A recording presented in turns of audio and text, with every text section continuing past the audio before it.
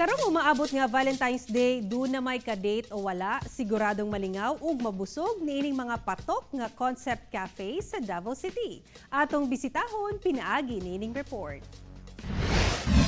Daw throwback ang feels dinhi sa usa ka restaurant cafe sa Matina, Davao City tungod kay sa pagsulod pa lang, mabati na ang 70s to 80s vibe.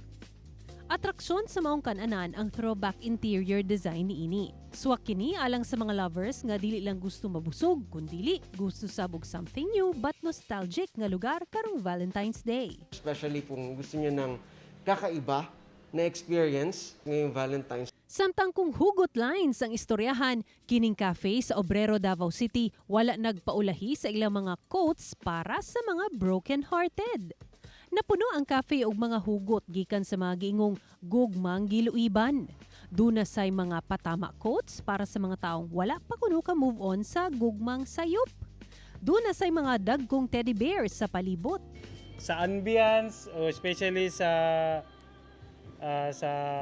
spirit ng coffee, and then yung mga music and also the staff here, tapos yung food nila.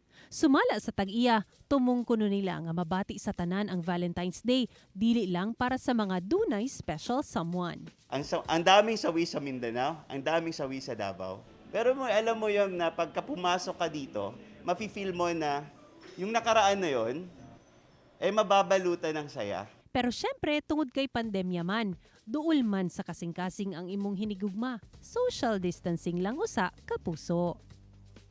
Kauban si Jojo Solarte sa kamera, ako si sarahhilomen-velasco para sa One Mindanao.